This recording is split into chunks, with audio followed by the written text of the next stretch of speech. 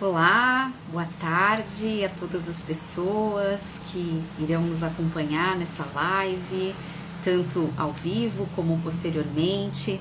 Vamos deixar aqui essa live gravada para que as pessoas possam assistir depois. Com certeza será uma aula valiosa, um conteúdo que merece ser assistido e reassistido.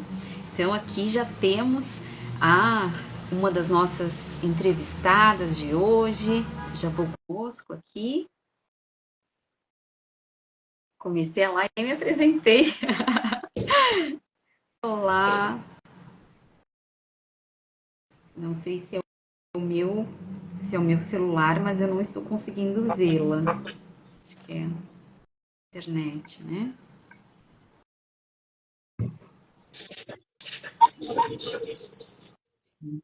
Estamos começando aqui.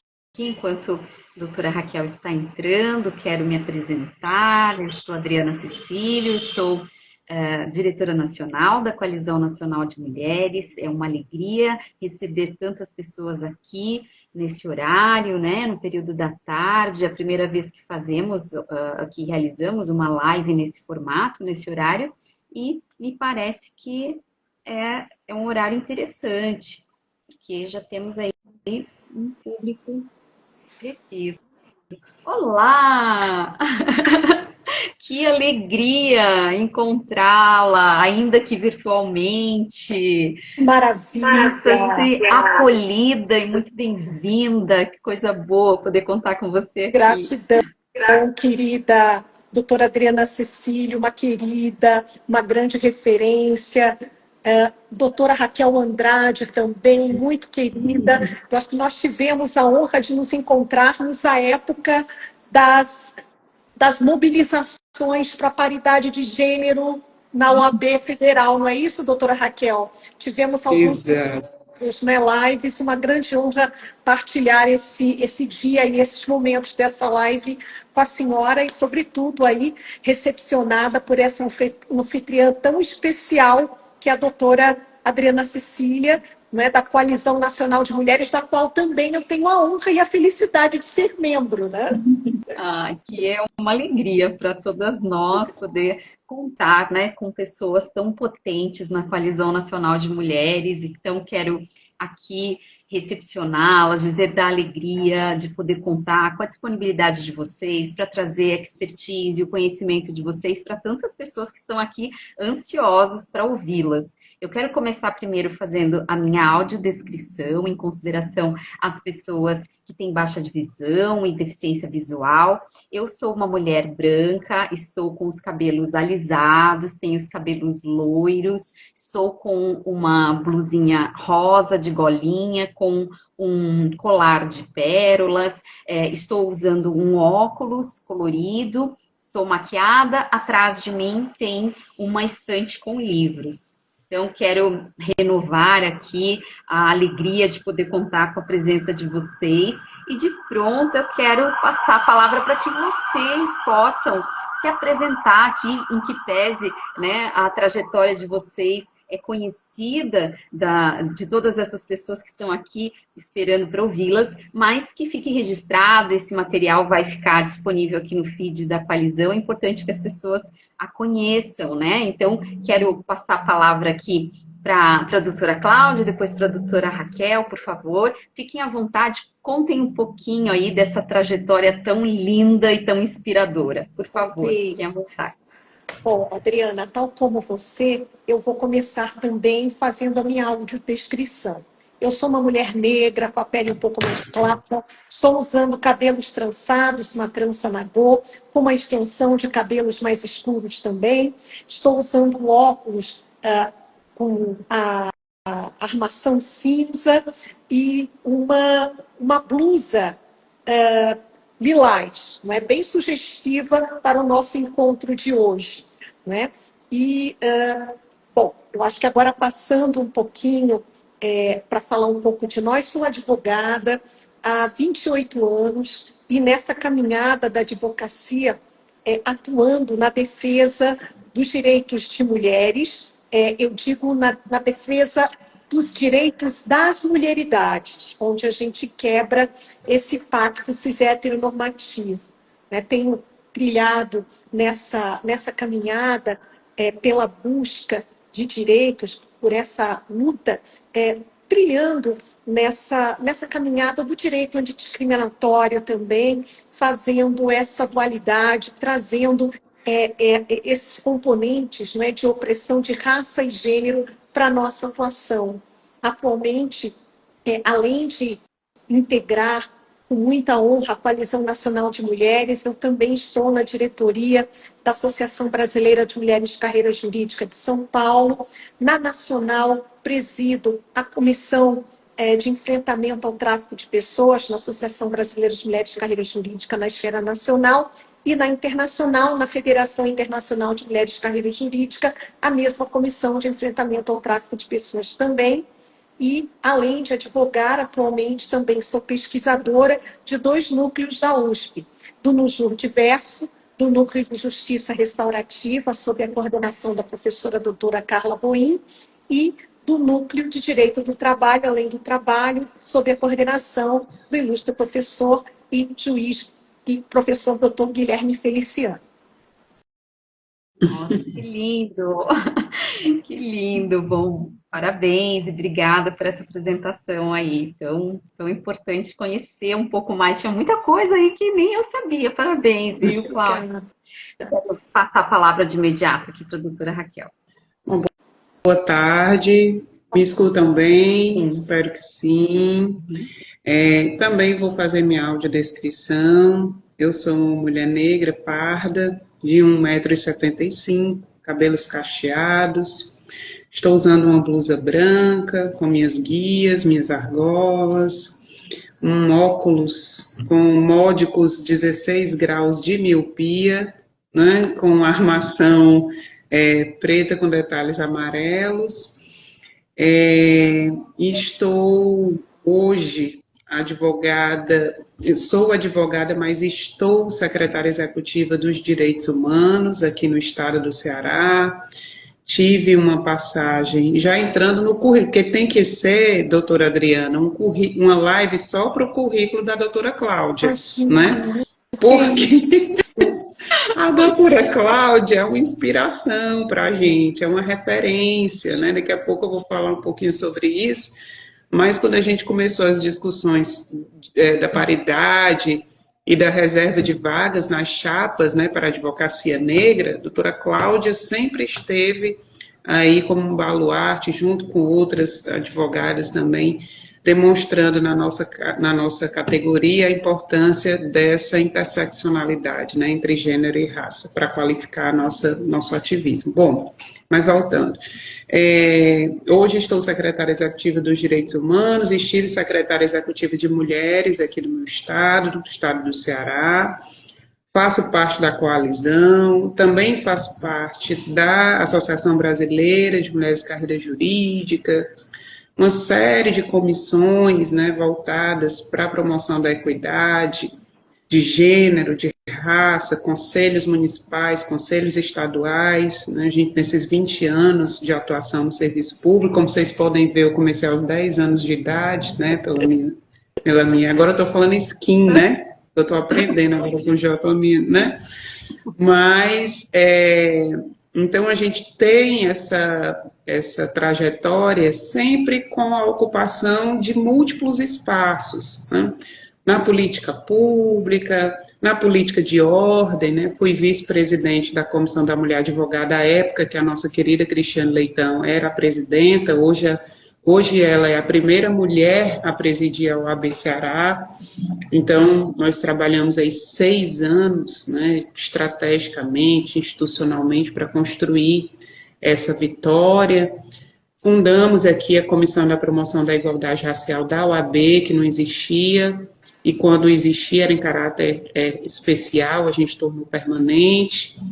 Então, nós sempre atuamos de maneira a não encaixotar, né, as agendas, o que é gênero, o que é raça, o que é classe, o que é categoria.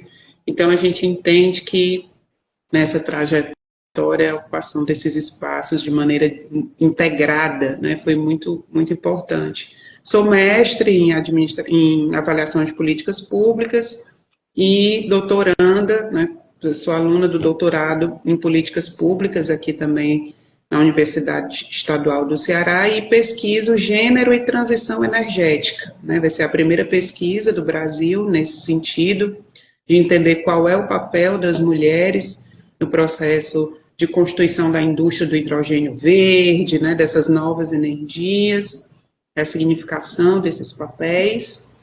E é isso, gente.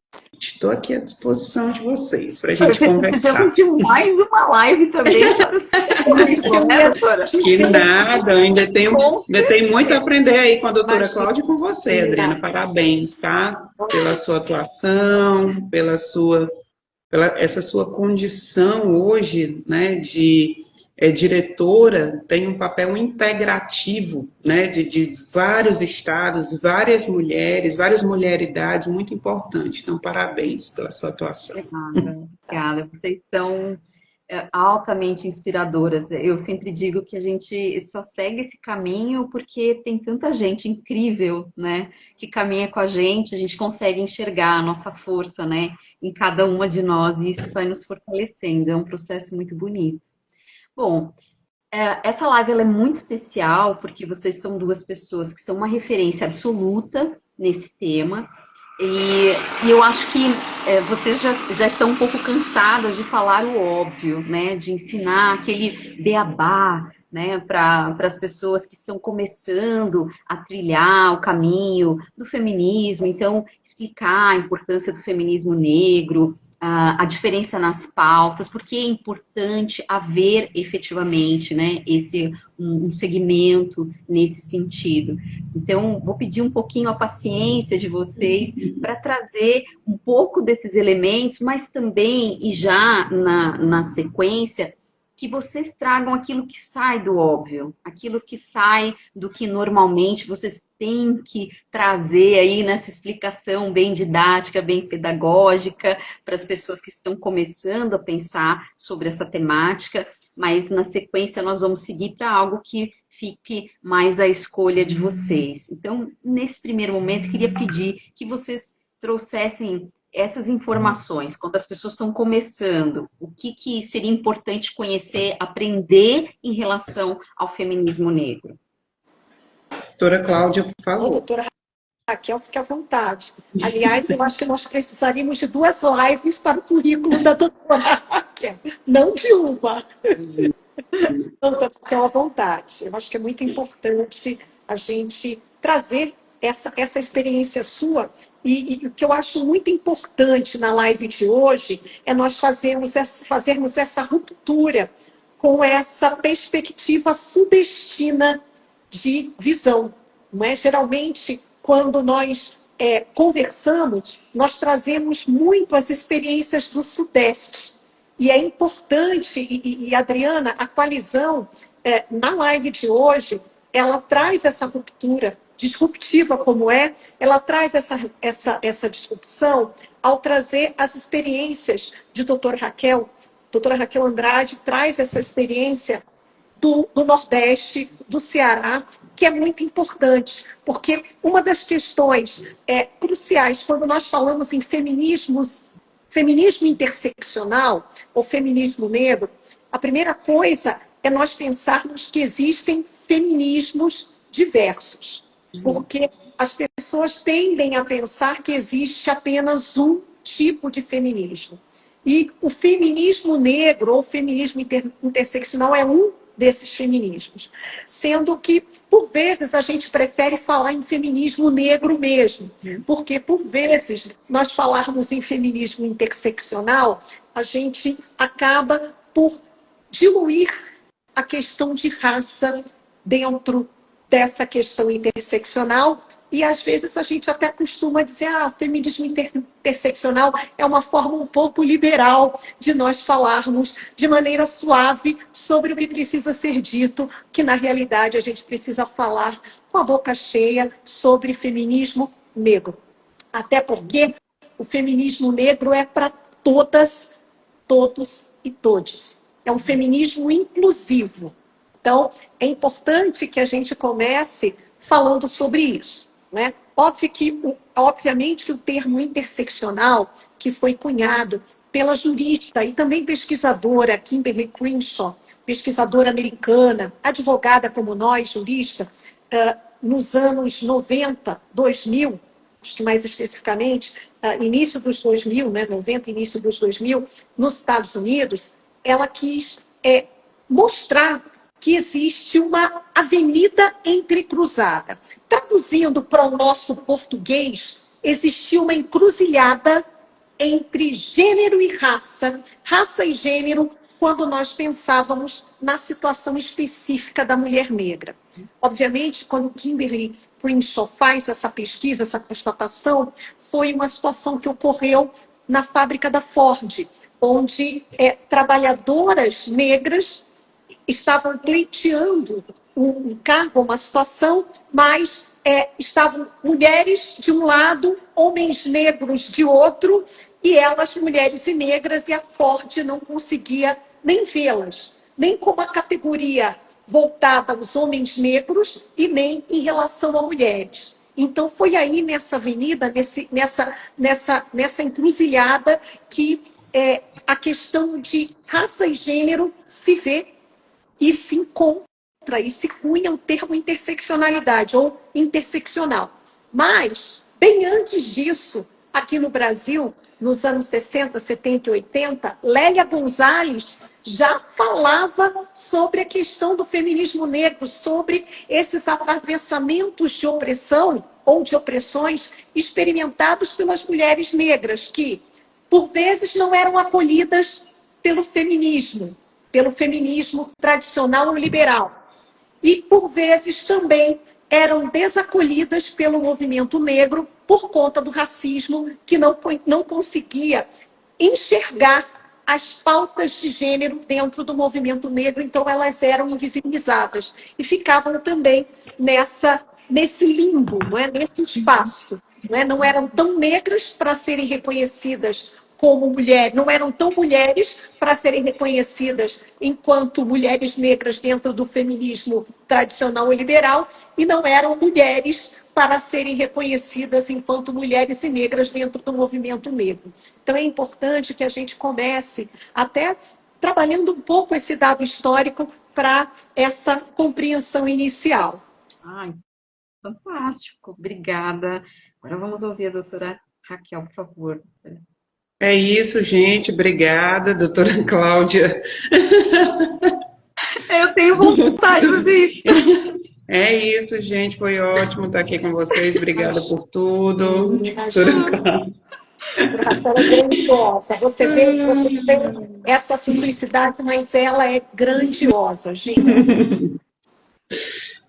Olha, a gente tem que reconhecer esse legado, né, das que vieram antes. A senhora coloca, né, esses dados históricos, esses entremeios teóricos, né, porque para algo existir, a gente precisa dar nome às coisas, né, e principalmente a gente precisa dar nome para os problemas que atingem determinados grupos sociais. Então, se hoje a gente tem pudor para falar feminismo, né, eu estou falando genericamente, isso é uma consequência histórica, isso é uma consequência cultural. Se a gente tem pudor para falar racismo, racista, né, isso tem um símbolo, né, e nós, dentro da nossa categoria, e aí eu vou trazer uma perspectiva muito mais simplória, né, do que a da doutora Cláudia, e, enfim, compartilhando um pouquinho dessa trajetória, nós não temos nem dados para estudar, para pesquisar, para fazer análise qualitativa das mulheres negras na advocacia, né, trazendo para os nossos vieses de carreira profissionais, etc., né? As pessoas não sabem que o Brasil hoje, né, que em termos de população, de povo, né, a gente trabalha muito esse espírito de nação, mas a gente não conhece o retrato do Brasil, né, as pessoas não sabem que 28% da população brasileira é formada por mulheres negras, isso dá 60 milhões de mulheres negras. Por quê? Porque essas mulheres estão invisibilizadas, porque essas mulheres têm a sua existência subalternizadas, essas mulheres estão servindo, essas mulheres estão cuidando, né? Então, nós nem reconhecemos ainda, na sua plenitude, a existência política, econômica, institucional, profissional, cultural das mulheres negras para além desses lugares, né? Eu me recordo, aí eu vou trazer alguns relatos aqui, porque eu sei, doutora Adriana, doutora Cláudia, que o povo ama fofoca, né? Então eu quero prender as pessoas nessa live, eu quero que você entre nessa live e que você fique nessa live, tá? E aí eu lembro que aqui no Ceará, né, nós temos um país de dimensões continentais que passou por diversos e distintos processos de colonização. E nós, aqui no Ceará, não fomos colonizados por uma população predominantemente preta, né? Então, diferente do Maranhão, diferente da Bahia, enfim, do Rio de Janeiro e São Paulo, por exemplo, aqui nós somos, a população negra do Ceará é formada, em sua maioria, por pessoas pardas, né, como eu.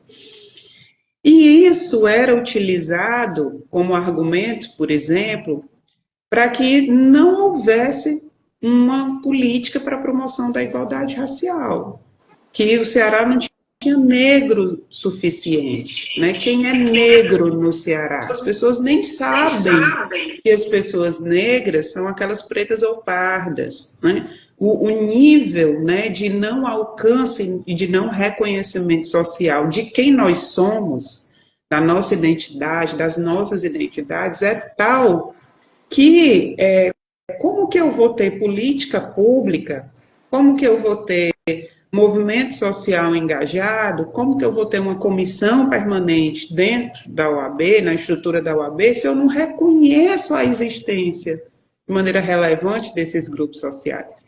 Então, isso é o desafio do desafio, né? Existe um desafio antes de encarar os desafios da agenda, que é a agenda existir. Então, para mim, é muito sintomático, doutora Cláudia, doutora Adriana, que a gente, assim, é uma contradição, né? Porque nós lutamos arduamente para que Esperança Garcia fosse reconhecida como a primeira advogada da história, Esperança Garcia, mulher preta escravizada, que escreveu a primeira petição, etc. E nós não temos dados sobre as advogadas negras no Brasil. Nós não temos. Nós sabemos que as mulheres advogadas representam 51% das inscritas, né, dos inscritos na OAB. Mas a gente não tem um retrato da advocacia negra, né, de maneira geral e, sobretudo, com esse dimensionamento de gênero, para a gente entender as problemáticas. Se 1% dos grandes escritórios é formado por pessoas negras, 1%, menos ainda essas pessoas devem ser mulheres, por exemplo. Então, como que a gente vai traçar uma jornada de liderança para a jovem advocacia feminina e negra, para que elas alcancem daqui a 20, 30 anos? A gente nem sabe. A gente não tem nem diagnóstico, a gente não tem ponto de partida. Então, isso é a negação da negação, né? Porque é como se essa invisibilização impedisse a gente de resolver a questão. Eu não reconheço que o problema existe, portanto, eu não me me autorresponsabilizo para resolver. E isso, obviamente, eu estou falando aqui do direito, porque predominantemente somos da área, mas eu acho que é um ponto a se considerar. Já passo a palavra para a doutora Adriana. Não, sem dúvida, é um ponto que precisa ser mencionado, porque é um problema que nós temos aí como buscar, né, resolver, responder a isso. Hoje nós temos grandes representações, felizmente, no Conselho Federal da OAB, então é possível buscar, né, que seja realizado algum projeto nesse sentido para poder mapear, para poder recolher esses dados, enfim, é muito importante trazer essas pautas, né. A doutora Cláudia, na fala dela, trouxe, né, Lélia Gonzalez, a doutora Raquel trouxe, Esperança Garcia, e eu leciono na faculdade que eu dou aula uma disciplina que trata sobre o racismo. E já logo no início, eu sempre peço para os alunos pesquisarem sobre as personalidades negras que ajudaram a construir a história do nosso país, né? E eles ficam extremamente extasiados, em especial os alunos negros, porque o legado dessas pessoas tão importantes é sempre muito invisibilizado, foi e ainda é invisibilizado. Então, essa falta de referências históricas é uma forma de racismo, né, um apagamento da história das pessoas, e nesse sentido, aí quero fazer um pedido a vocês que vocês mencionem quais outras pessoas históricas que inspiram que inspiram essa luta, que vocês podem trazer como referências para as pessoas que estão nos assistindo. Olha, vocês precisam sair do óbvio, essas pessoas vocês precisam conhecer, vocês precisam ler. O que vocês podem trazer para nós, por favor? Né? Nos brindem aí com esses presentes. Olha, sem dúvida, não há como se falar em feminismo negro sem trazer a mestra dentre todas as mestras, Sueli Carneiro. Trazer... Sueli Carneiro é o nosso valor maior. Não tem como, no Brasil, nós nos debruçarmos sobre esse debate sem trazer Sueli Carneiro. Não é? Lembrando, e tem uma frase da Sueli que eu gosto muito, principalmente quando a gente observa os contextos, os cenários políticos em que a gente vive.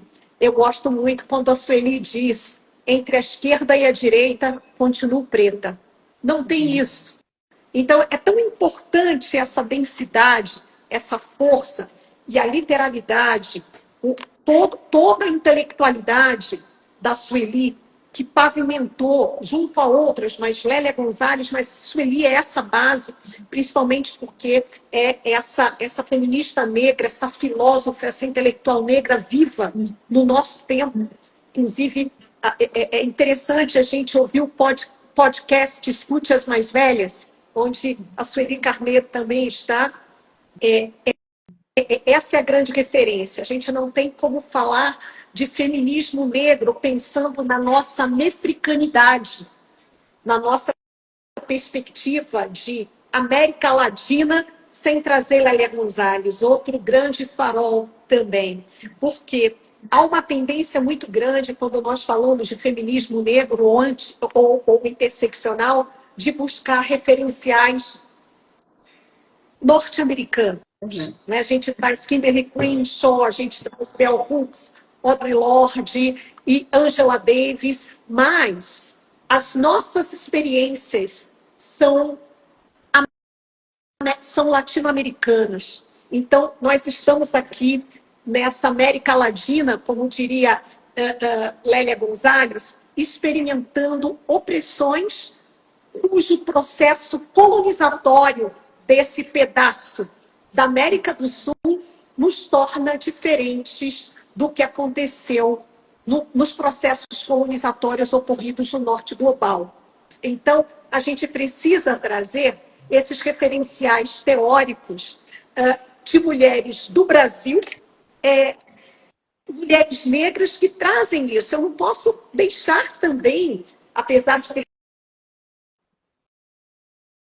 Acho que falhou um pouquinho o seu áudio, Claudinha. Não estou conseguindo lhe ouvir. A doutora Raquel está conseguindo ouvir, doutora Cláudia? Não, só você. Eu acho que travou. Agora congelou a imagem, talvez tenha sido algo em relação à internet.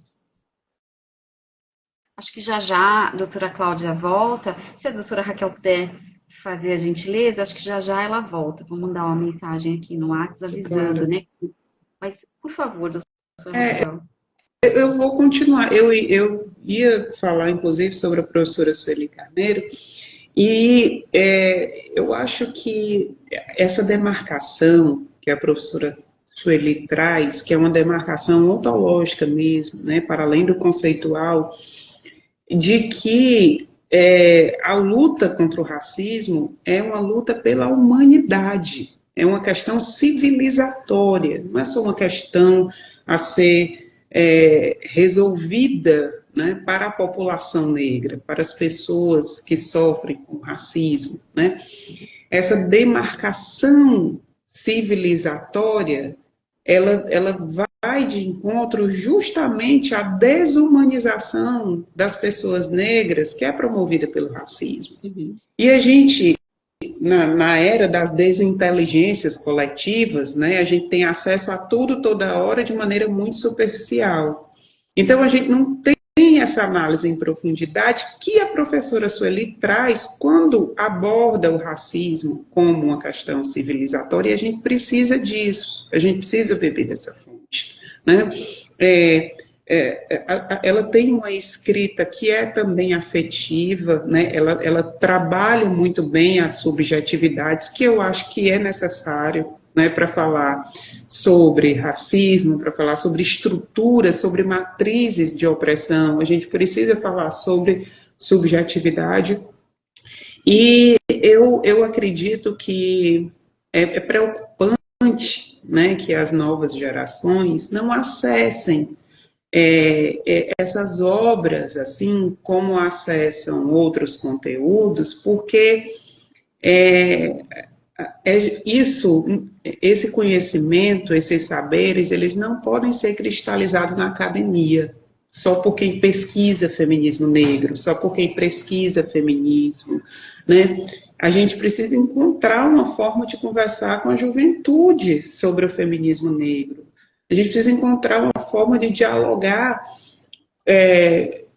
com o movimento feminista, né, de maneira geral, sobre a agenda racial de uma maneira que alcance a diversidade desse ativismo, né? E o nosso ativismo, a gente tem bolhas, né? Nós estamos presos e presas em bolhas, seja na bolha do ativismo, na bolha da academia, na bolha do território, etc. E a gente precisa encontrar uma forma de furar essas bolhas e encontrar linguagens que façam com que as pessoas saibam a necessidade da leitura, da apreensão das ideias da Beatriz Nascimento, que foi colocada aqui, da Lélia Gonzalez, da professora Sueli, independente de você ser mulher, independente de você ser negro, né?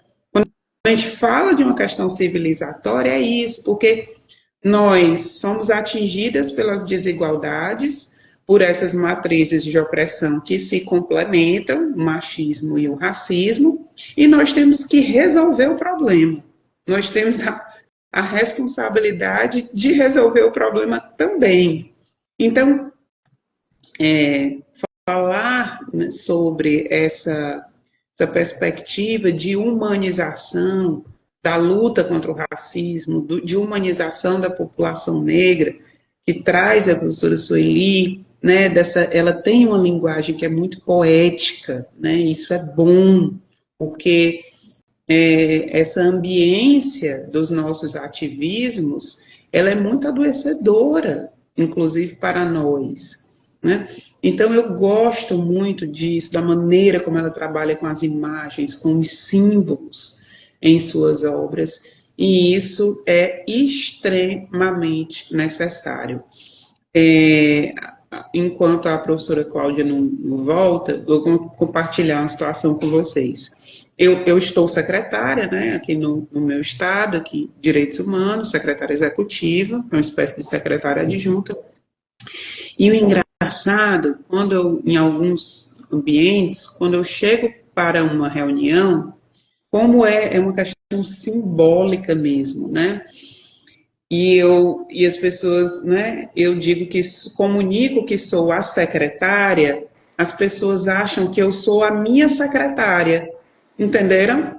Uhum. As pessoas não associam, né, o cargo a porque existe uma estética do poder. O poder ele tem uma estética, né? Os símbolos e a construção imagética de poder estão ali relacionados. E isso, gente, é algo que a gente não vai conseguir desconstruir de uma hora para outra. Não adianta, né? A pedagogia do constrangimento, ela não tem eficácia. Né? As pessoas não vão se sentir parte da solução se elas forem categorizadas apenas como problema. Né? Então, é uma linha muito tênue quando a gente lida com o machismo, o racismo, e a gente precisa estar bem informado enfim, tratando dessas questões a partir de várias perspectivas, porque senão a gente não vai ter sucesso, vai ser essa coisa, a gente falando para a gente mesmo, sobre a mesma coisa o tempo todo. Né? Se alguém me chama, doutora Adriana, para falar o que é o racismo, o que é o machismo, eu não vou, porque a essa altura todo mundo já tem a obrigação de saber o que é. Né? Todo mundo tem um Google aí para colocar a lei, para saber o que é crime, né? A gente tem que avançar. Agora é sentar para conversar sobre as soluções, sobre perspectivas de novos caminhos. E isso a professora Sueli traz muito bem também. Né? Não sei se a doutora Cláudia já voltou, sim, mas eu estou falando aqui. Maravilhoso te ouvir. Eu estava aqui me deliciando ouvindo você, doutora Raquel. E é isso, é verdade, esse cenário que nós temos, não é? Principalmente agora, nesse cenário que se coloca, onde tratar de assuntos relativos à diversidade e inclusão é exclusão. Você não pode... nós estamos começando a passar de novo por essa era. Então, trazer essa temática e entender que o feminismo interseccional não é só para a doutora Raquel, para mim, ou para mulheres que se parecem conosco, ou as nossas irmãs negras mais retintas, é o primeiro ponto, é o primeiro passo crucial. E eu também acredito que é momento da gente sair da teoria discursiva e partir para a prática. E como é que a gente se torna uma aliada antirracista? Porque nós observamos muitos discursos antirracistas e práticas antirracistas nenhuma. Como é que isso é feito na prática? Como é que se desconstrói, muitas vezes, sem você precisar falar nisso?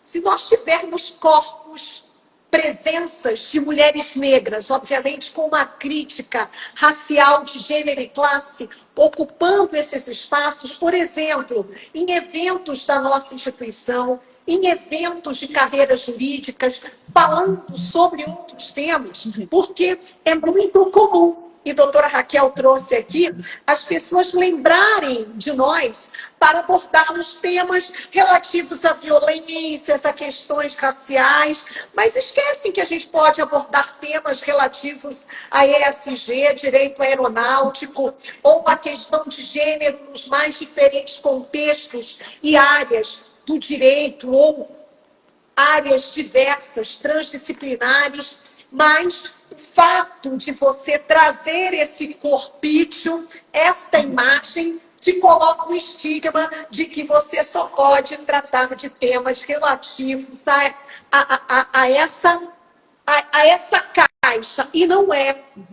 Então, quando a gente pensa nessa interseccionalidade, ou nesse feminismo interseccional, é importante nós darmos esses passos para além e termos esse olhar além de igual modo, não é? Está aí, a pesquisa de doutoramento da doutora Raquel está dizendo isso. Ela vai ser a primeira mulher a tratar dessa questão energética, não é? Dentro da área e está além da questão racial. Não é que tenho certeza que na pesquisa a doutora Raquel trará aportes que outro corpo não traria, porque dentro dessa questão energética obviamente, ela vai trazer esse diálogo de raça, gênero e classe. Por quê? Porque é um corpo dentro de um locus de poder, que é dentro da academia, que ao trazer, a partir da sua mulheridade negra, ela traz uma outra narrativa. Então, aquelas pessoas ou aquelas instituições que ainda têm dificuldades de nos colocar, ou de nos convidar, ou de nos ouvir em determinados espaços de poder, é porque tem medo. Em geral, as pessoas têm medo daquilo que elas desconhecem. Ou eu estou sendo assim extremamente gentil. Na realidade, não é medo. É o racismo que faz com que aquelas pessoas justifiquem determinados amedrontamentos para que mulheres como nós, não é, as nossas irmãs todas, possam estar ocupando esses espaços de poder. Por quê? Todas as vezes que mulheres negras, que tenham, obviamente, essa crítica socio-racial de gênero, raça e classe, ocupam esses espaços, inevitavelmente ocorrerão transformações. Por quê? Aquele espaço passará a conviver com métricas e perspectivas que não via antes. Por que é importante nós termos a doutora Raquel enquanto secretária de Direitos Humanos, uma mulher negra na Secretaria Estadual de Direitos Humanos? Porque, para além das temáticas do guarda-chuva de direitos humanos, onde há, obviamente, as violações aos direitos humanos das diversas mulheridades, há também essa intersecção onde a questão racial ela vai estar à frente, ou ao lado, ou centralizada nessas políticas públicas. Se você não tiver uma pessoa que ocupe esse locus, mas essa pessoa com essa jurisvivência, não é, que entenda essa dialética ou esses duelos do direito, que entende que nós não somos pessoas dignas de direitos, porque somos os corpos historicamente dissidentes, não existem políticas públicas nesse caráter, com essa lente multifocal, multidiversa, interseccional. Sem dúvida. Olha, eu juro que estava aqui na minha listinha essa pergunta, a Claudinha já... Desculpe, né, doutora Cláudia, que são muitos anos de convivência, né, e aí a gente resvalei um pouquinho aqui, mas, né, a doutora Cláudia trouxe, era uma pergunta que estava aqui nessa minha lista, como se portar e se colocar, de fato, como uma aliada de uma maneira concreta, né? A Coalizão Nacional de Mulheres, ela tem essa proposta, esse propósito de fazer parte do movimento feminista de uma maneira que realmente traga transformação, que não seja só o discurso. Então, todos os nossos eventos, sobre todos os temas que nós falamos, todas as nossas lives, elas têm pessoas, né? Tem sempre a participação de uma das nossas membras, todas as nossas lives são com as nossas membras, e sempre uma mulher branca, uma mulher negra, porque invariavelmente a live é sempre muito mais rica, justamente em razão disso, porque a perspectiva é outra, o olhar é outro, e o que agrega em relação a conhecimentos diversos, isso é o que faz com que nós possamos caminhar de uma forma mais segura, aprendendo, né? Aprendendo de uma maneira a trazer esses conhecimentos que são tão necessários para todas. E aí, como prometido, né, essa live, ela é muito especial, porque justamente esse momento que eu quero muito experienciar. Eu queria que vocês trouxessem o que vocês acham que seria mais importante ser falado nesse momento. Qual é o tema, qual é o ponto nesse momento de luta que vocês consideram que deveria ser tratado? Sobre o que a gente deveria estar discutindo agora, ao invés da gente ainda estar explicando para as pessoas o beabá.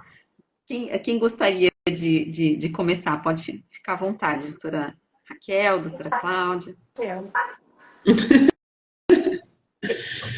Sabe... Vocês já disseram, né, bastante, mas eu quero deixar à vontade para que vocês tragam o que considerem mais importante.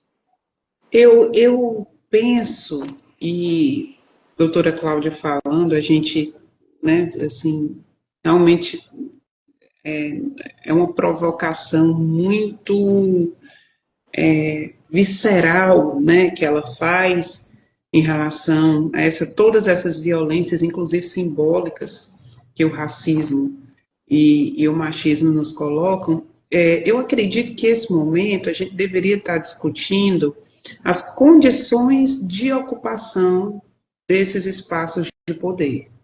Eu acho que a, a gente centrou muito e, né, é uma jornada em que a gente avança, retrocede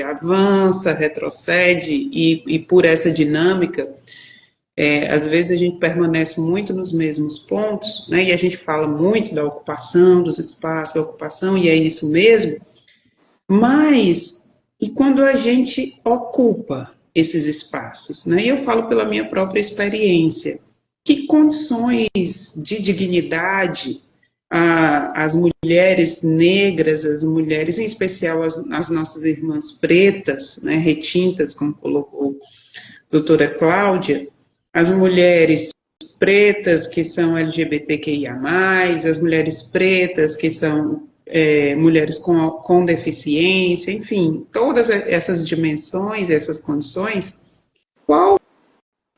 o que nós, né, a partir do momento em que elegemos uma deputada, a partir do momento em que elegemos uma presidenta, uma em determinada categoria, enfim, o que nós construímos em torno dessa ocupação? Porque a questão não é só ocupar, é permanecer. O preço é alto. E assim, o impacto é coletivo, mas o preço, o custo, ele é individual, é pessoal. Só as mulheres, só nós sabemos esse preço. O impacto para a nossa maternidade, o impacto para os nossos afetos, para as nossas relações afetivas, os impactos para a nossa carreira, porque para a gente chegar nesses espaços tem muita renúncia profissional, tem muita renúncia econômica, né? Porque o ativismo nos custa caro, muito caro, a gente sabe disso. Né? Então, o que nós precisamos fazer para garantir condições de permanência nesses espaços de poder uma vez alcançados e condições de permanência digna, né? Não há uma parlamentar negra, sobretudo nesses cargos em que o mandato tem repercussão nacional, Senado, Câmara dos Deputados, etc., que não tenha pensado em desistir, e eu já ouvi isso de uma deputada, pelo menos, mas desistir de verdade, tá? Pelo menos umas 2, 3, 4, 5 vezes.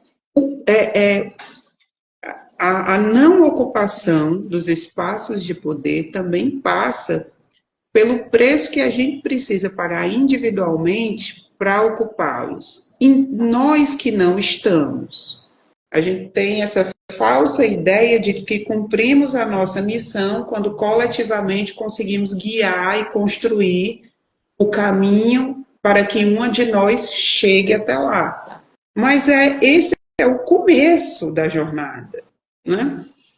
Então, eu acredito que esse ponto precisa ser discutido. Eu acho que medidas, inclusive para a proteção da saúde mental dessas mulheres que traçam essa jornada, né, de ocupar espaços que não foram feitos para nós, que encaram a rejeição à sua existência, aos seus corpos, às suas linguagens, né, a sua estética diariamente. Imagina você viver num ambiente que não só não foi feito para você, mas que te rejeita, te expele diariamente, enquanto sujeita, né? Para protegê-las mesmo, para encontrar estratégias coletivas de proteção dessas únicas, né, dessas mulheres que alcançaram esses espaços. E feito isso, né, a gente pensar na ressignificação desses espaços. Porque o que acontece? Muitas vezes nós precisamos nos adaptar à lógica e à dinâmica desses espaços de poder para sobreviver nesses espaços. Então, a linha é muito tênue, né? Se eu assumo a lógica daquele espaço de poder que é elitista, racista, machista, classista, enfim, em algum nível, eu me torno, em algum momento, engrenagem de manutenção. Então, veja o tamanho do nosso desafio. Ocupar, permanecer com dignidade, e uma vez ocupando, permanecendo com dignidade, encontrar estratégias, que para mim são o mais difícil, de não retroalimentar as lógicas internas de poder desses espaços, para que a gente não tenha uma representatividade desqualificada, né? Sem poder de decisão, sem escuta, sem interferência nessa dinâmica e na lógica desses espaços. Então, eu acho que essa poderia ser uma discussão, né, de ressignificar, ocupar, estar bem para ocupar, ter condições dignas, profissionais, pessoais, institucionais, políticas, econômicas para ocupar, e encontrar estratégias de não retroalimentar a lógica que discrimina todas as outras que não conseguiram chegar junto com a gente, né? Entrar e abrir os caminhos para que outras também cheguem, né? Ocupem, entrem. Gente, como é incrível, não é? Eu nem conversei com a doutora Raquel, mas era exatamente esse ponto. Eu creio que esse é o nosso grande desafio, principalmente quando se é a primeira mulher negra, para que você, além de não ser a primeira, não seja a única e muito menos a última. Porque a violência dessa estrutura que absorve esse corpo estranho naquele locus é muito grande. Então, a estrutura ela vai repelir, vai rejeitar e vai ser violenta todo o tempo com aquela mulher, não é? Com aquela mulher negra, para que ela desista e mostre a ela que ela não é capaz. E aí ela tem duas alternativas, ou não tem nenhuma. Ou ela permanece sofrendo, ocupando às custas do dilaceramento da sua saúde física e mental, ou ela desiste até para preservar a sua saúde física e mental, mas sob pena de ser apontada como aquela que não foi capaz de permanecer e de ocupar aquele espaço. Então, é justamente isso o que a doutora Raquel estava aqui mencionando. O grande desafio nosso não é colocar uma mulher no espaço de poder X, Y, A, Z, mas como, da perspectiva de uma rede coletiva de apoio, nós conseguimos fazer com que aquela mulher negra permaneça lá. E aí, eu estava falando, antes de cair, antes de eu conseguir sair aqui, sobre referenciais negros, de mulheres negras, de autoras, a gente não pode deixar de trazer para essa conversa a magnífica, grande musa, que eu quero ter oportunidade de conhecê-la pessoalmente, que fala sobre interseccionalidade, traduzindo para a nossa realidade aqui do Brasil, que é Carla Cotirene, não é? Carla Cotirene, nos feminismos plurais, que é magnânima, não é? Que traz isso. Então, é justamente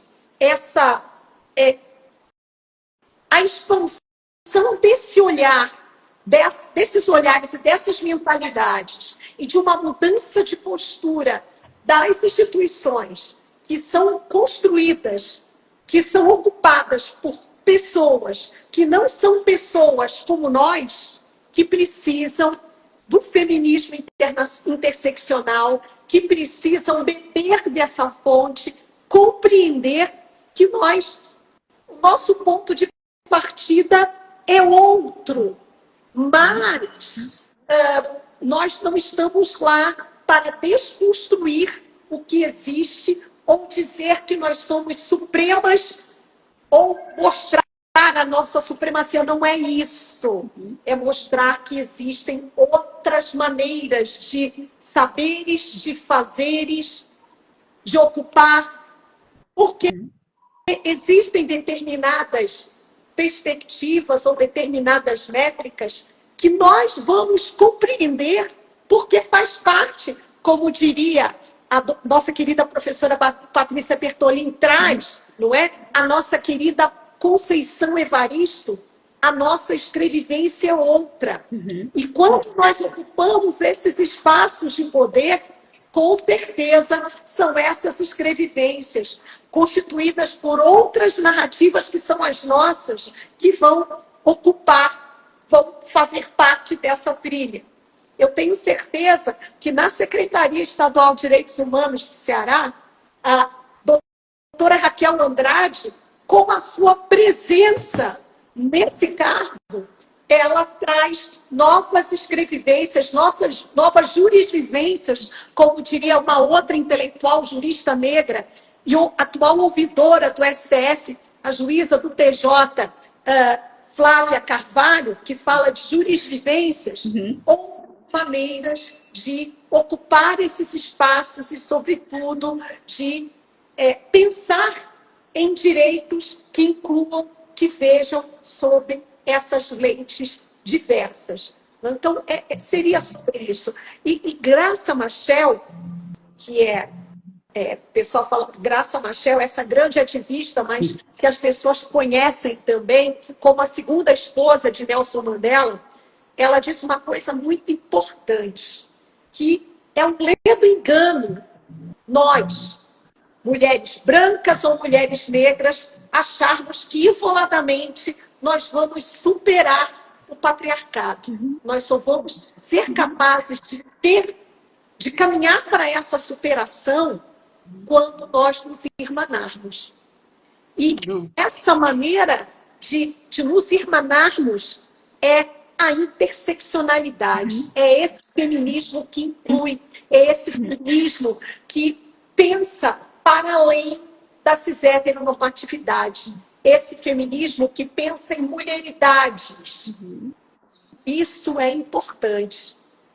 Eu penso que esse é o nosso grande desafio e, ao mesmo tempo, é o nosso grande trunfo para que possamos chegar, ocupar esses espaços e, muitas vezes, com a estratégia sábia, não é? A estratégia ancestral das nossas Iabás e, sobretudo, trazendo aqui a cosmogonia de Oxum, não é? A gente precisa ter a estratégia das águas doces. Às vezes, a estratégia do tsunami, mas às vezes a estratégia da água doce, quando a gente ocupa esses espaços, a maneira de construir pelo diálogo, ou a maneira de conversar com quem ainda não nos compreendeu, chamando para junto.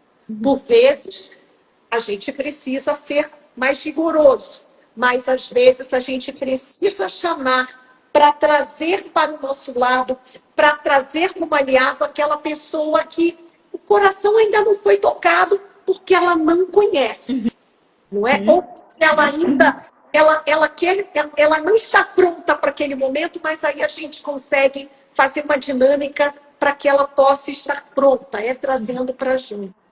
Então, é tão grandioso e é tão importante isso, mas, ao mesmo tempo, é tão difícil a gente fazer esse movimento, porque, às vezes, a gente está tão exausta, né? Mas a gente não pode fazer essas coisas. É maravilhoso poder ouvi-las e altamente inspirador. E eu quero aproveitar, né, essa fala de vocês, porque é, a razão de ser da coalizão, o porquê ela existe, é para ser um espaço, justamente um espaço de mulheres que apoiam mulheres. Então, a razão de ser do nosso movimento é justamente oferecer para as mulheres que querem chegar nos espaços de poder e aquelas que lá estão, essa retaguarda, essa sensação de que ela não está sozinha, para não acontecer, aí vocês mencionaram as pessoas que saíram desses espaços, a gente tem aí a Érica Malunguinho, que é uma pessoa absolutamente extraordinária, Exato. que é uma mulher histórica e que é um exemplo disso. A violência foi tamanha que ela precisou se retirar desse lugar a bem da sua saúde mental, da sua integridade, né, física e mental. Então, para que nós não tenhamos outras pessoas que sintam esse peso tão grande, a coalizão existe justamente para isso, para que as pessoas que caminham conosco, para que elas se sintam apoiadas por todas essas mulheres extraordinárias, né? Então, nós todas juntas, apoiando as pessoas que precisam desse apoio, para que elas não se sintam sozinhas, né? E eu falo muito sobre isso. O afeto é revolucionário. As pessoas se sentirem vistas, as pessoas se sentirem queridas, admiradas, isso é revolucionário. E é o nosso papel, o feminismo que nós acreditamos, que nós praticamos, nós todas, né? Nós todas aqui somos membros da coalizão, é esse feminismo, que é um feminismo que empodera outras mulheres e não só a nós mesmas. Porque uma das coisas que me levou a reunir pessoas que eu admiro tanto e naquele momento fundar um movimento que eu não imaginava que ia chegar onde chegou, foi justamente essa ideia de que eu via muito em outros espaços que eu estava um feminismo que era um feminismo autoempoderador e autocentrado. Um feminismo que era discurso, mas que não era prática. Um feminismo que, na verdade, todo mundo que está em volta de você te serve. E não pode ser assim. As pessoas que estão perto de você, elas têm que se sentir valorizadas, vistas. E isso faz a diferença. Porque quando as pessoas... tem uma frase do Freud que ele diz isso. Como são seguras as pessoas que se sentem amadas. Então, como faz diferença isso? As pessoas terem a sensação do tipo, a gente está aqui, a gente está do seu lado, para o que der e vier. Então, a função da coalizão é justamente oferecer esse sentimento de porto seguro, de que você não está sozinha, de que a gente está aqui, a gente está caminhando juntas. E olha que tanto de mulher extraordinária caminhando juntas. Então, se acontecer alguma coisa, vai estar todo mundo te segurando, todo mundo está te amparando. E eu acho que isso é muito revolucionário, por isso que é tão importante poder contar com mulheres tão extraordinárias como vocês, né, que todo mundo que está acompanhando essa live aqui, e tantas membros que estão aqui, né, a Patrícia, entrou a Roberta também, que é a nossa diretora, temos a Luciana, muitas pessoas extremamente especiais que caminham conosco, e que tem esse mesmo ideal, que tem esse mesmo sonho, esse feminismo que é um feminismo real, um feminismo de mulheres que apoiam mulheres, que enxergam nas outras mulheres, no sonho realizado das outras mulheres, um pouco do nosso sonho realizado também. Quando nós temos uma mulher como a Verinha, né, a Vera Lúcia Santana, como ministra do Tribunal Superior Eleitoral, é a realização do nosso sonho. Ela está lá, é a realização do nosso sonho. Ela, com a gente, ela lá, nós todas caminhamos, nós todas vencemos, nós todas avançamos. Ela, a Dani Teixeira, a ministra Elizabeth Rocha e tantas outras mulheres extraordinárias que andam conosco, né, que estão conosco na coalizão, que realmente, onde elas estão, elas não se deixaram levar por essa lógica do ambiente e continuam se mantendo essas pessoas que transformam os espaços onde estão, né? Então, desculpa que eu me empolguei, falei demais, e nós já estamos nos encaminhando aqui para o final, já está chegando a 1 hora da nossa live, e eu queria abrir aqui esse espaço, esse último bloco da nossa conversa, para que vocês trouxessem as considerações finais, aquilo que vocês gostariam de deixar aqui como uma mensagem para quem está acompanhando essa live, que pode ser o que vocês julgarem adequado, o que vocês quiserem. Fiquem muito à vontade, por favor. Quem quiser, pode começar? Desculpa, não passei a palavra. Eu vou começar, para a doutora Cláudia encerrar. Eu tenho pensado muito, sabe, doutora Adriana, na força dos encontros, né? E esse é um saber ancestral também nosso, né? E de como isso tem sido subtraído nas nossas relações, nas relações de maneira sistêmica, né? Não em relações pontuadas.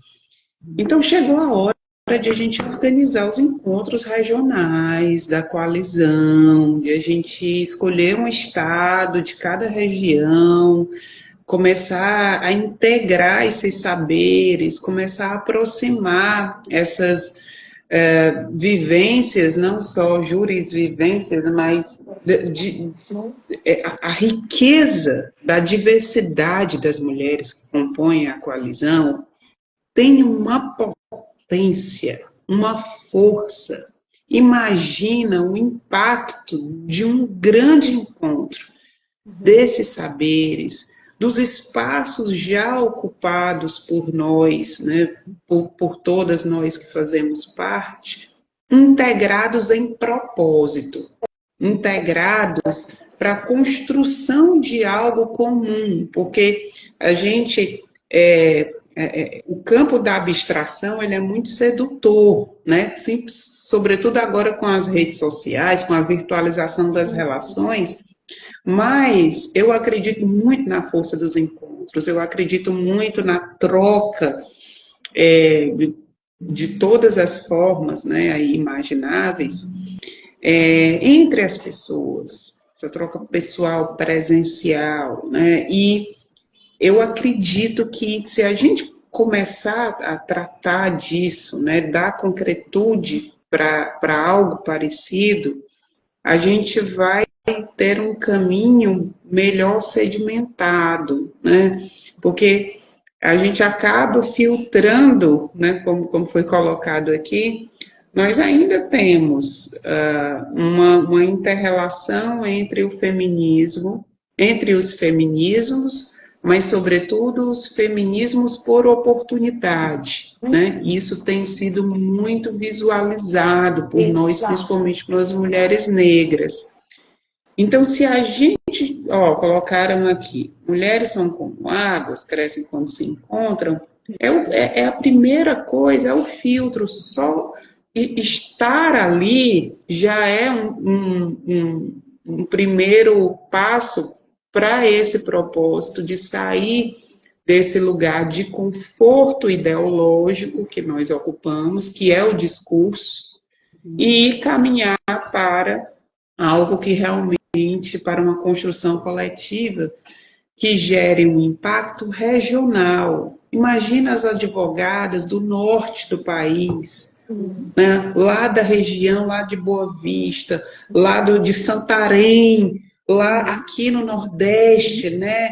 Imagina unir Salvador, Bahia, imagina unir com essas múltiplas perspectivas, pode sair muita coisa que potencialize o que já faz, o que já realiza a nossa coalizão. Então, para encerrar, parabenizar pela coragem, né? Para transformar é preciso coragem, por todas, né, em seu nome, todas as mulheres que fundaram e que sustentam a coalizão.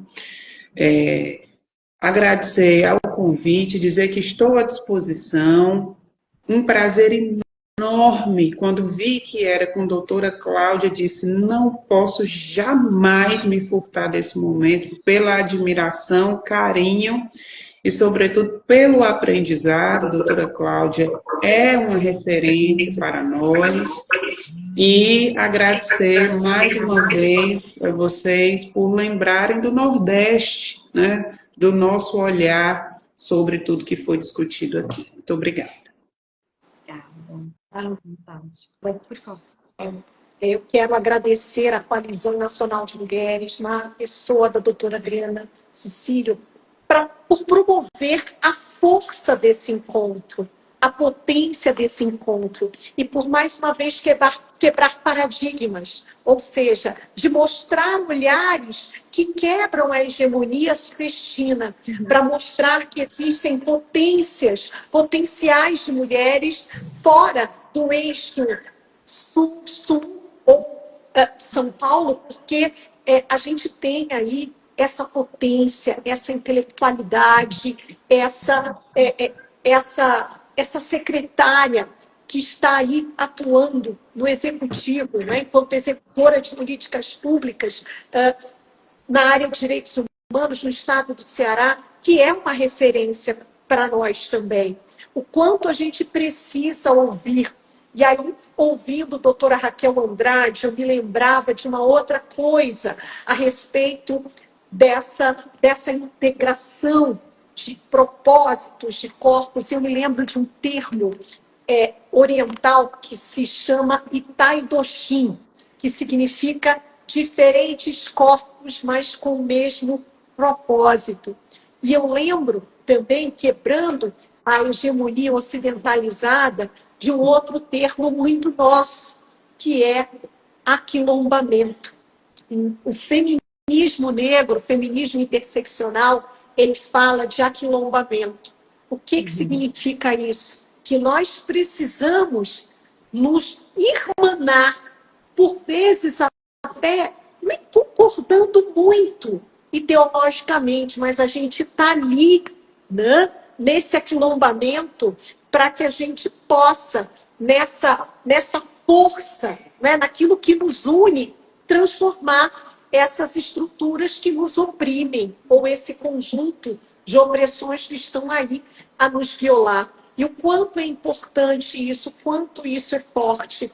Então, o que o feminismo negro traz é que esses avanços, eles não podem ser de uma, ele é coletivo. A força, as transformações acontecem quando os passos são dados conjuntos.